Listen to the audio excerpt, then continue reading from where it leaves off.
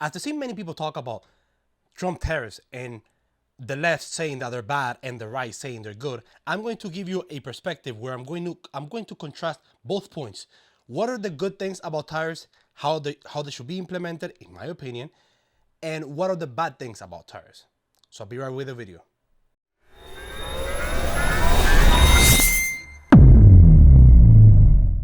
So my perspective on tariffs is: are tariffs inflationary?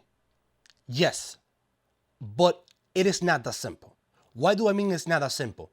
Tariffs see it the same way, not exactly, but how the US or other countries implement taxes. There are certain industries where you want to incentivize people to go into those industries. For example, we have incentives if you want to get solar panels, if you want to get electric cars, if you do any changes that reduces your carbon footprint. Therefore, you're recovering less taxes because you're giving those people an incentive, meaning they're getting money back in their taxes, additional, for having those exact policies and changes. And tariffs work similarly. Countries have different interests. And in order to combat those interests, you have to use the powers that you have in order to influence things in certain directions. So one of the main concerns around China is it is believed between the US and European countries that China has incentives for their internal industries. That way they outcompete other industries. For example, let's use the electric car, for example. If you have a Tesla that's starting at 30K, and then you have a Chinese car that is probably, you could say, as good as a Tesla for 16K, who is going to buy sell more vehicles? Of course, the ones selling the brand new 15K. But what people are not seeing is that China is subsidizing a significant percentage of that cost to kill competition. And although tariffs tend to be a protectionist type of ideology, that way you want to protect industry and create incentives, that way certain countries or your country finds different alternatives to buy certain products. Like, let's say, for example, let's say the US wants to desensitize companies from buying products in China. You add a tariff, that way maybe they're not going to be able to do it in the US for multiple reasons, which I'll get to in a second. But they might find a different alternative. Like, for example, how Samsung is building phones in Vietnam, in other countries, and it's not longer doing it in China. The same as Apple has been moving away from China as well. So you're creating incentives, that way you start pushing them in the direction that you want. But there is a point that is true, that in the case that country is not able to find those alternatives, in the transition period, there's going to be some inflationary process, because as the company is moving their products to a different country, maybe the labor is different, the materials to get them to that location is different, and that's where you're going to see prices. But at the end, it is an incentive. The same way as European countries, they have tariffs on American vehicles, as I'm going to show you here in this chart. So as you can see there, the European has a 10% tariff on imported vehicles to Europe. Why? Because they want to incentivize people from buying vehicles internally. That's why if a Ford Mustang will be in the US, I'm throwing a number, let's say 30K, on Europe, it will be an additional 10%, making it more expensive, incentivizing companies from trading internally. And that's why when you go to Europe, you see very few American cars. And also, American centers tend to be bigger, and multiple reasons. But that's sort of how tariffs work. Tariff is, you're creating incentives in the market, how you want the market to move. Do I think a general 20% tariff is ridiculous? Of course it's ridiculous. But what people are not seeing on the case of Trump is a business guy. As being a business guy, he's trying to, remember, when you're trying to negotiate, you're trying to use the power that you have.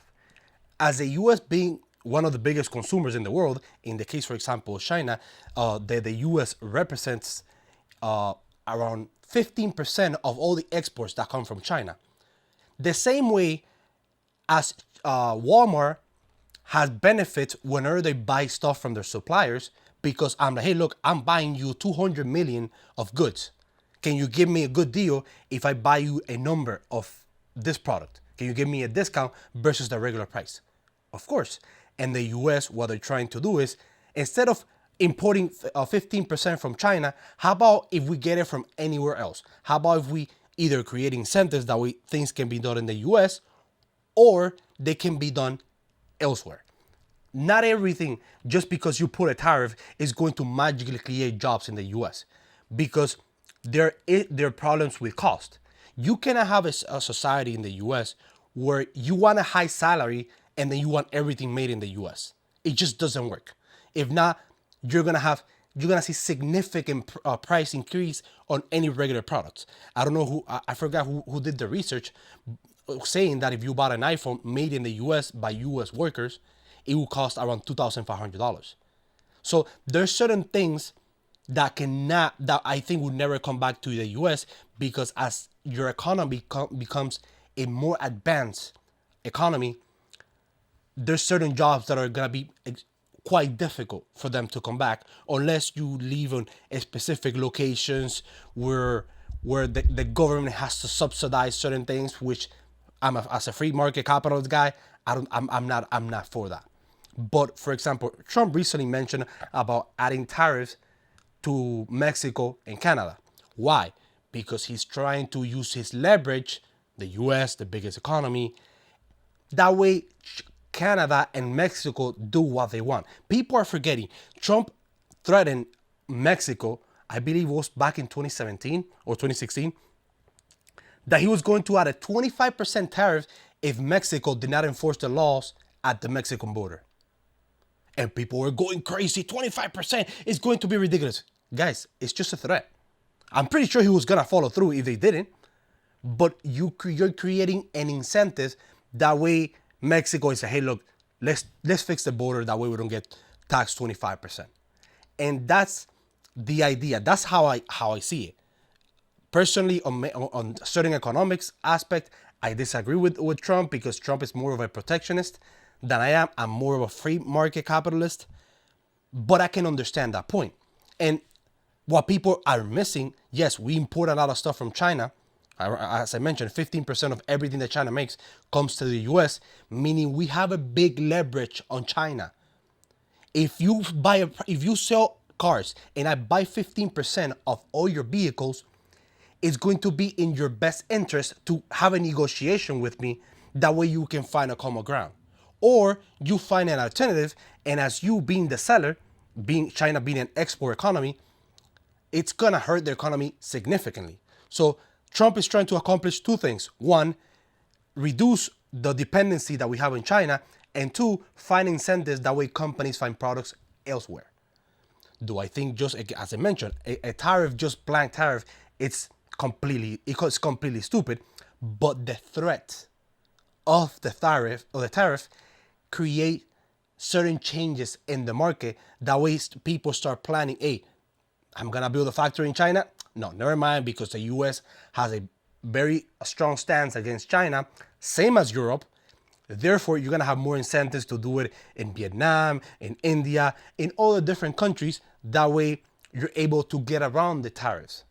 So even though on some products you are going to see some inflationary prices temporarily as the market changes, because the left is projecting that just because China is buying, let's say, 25% of the products from China, they're always going to buy the 25% products from China, and they're never going to find for a different alternative. That's ridiculous. Companies are always finding for an alternative to save cost. So if that's going to be the plan for them, yes, one, you're removing your reliance on your biggest enemy globally, and you're finding a different place where you can buy or sell those products. So I hope you're seeing what I'm trying to say. It's like the taxes. If the government wants to incentivize you to buy solar panels, they're giving you 30% back in your pocket. So people are gonna be like, hey, it makes sense. Imagine if they did the same with buying cars. It is, you're creating, you're incentivizing, and you're moving the money around. That way, those companies are able to make changes, and then the consumers are able to take advantage in a certain way. Yes, inflationary, but it makes changes to the market, as I mentioned.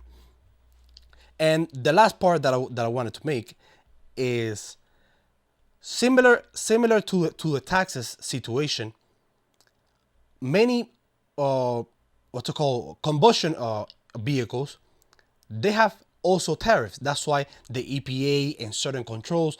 That way, those those companies are more forced to make electric vehicles. That way, they're able to balance how difficult it has become to make, for example, a VA. That's why in the US you're seeing less and less VA vehicles, because it's very difficult to pass the EPA restrictions, which is an artificial restriction that is created by the government.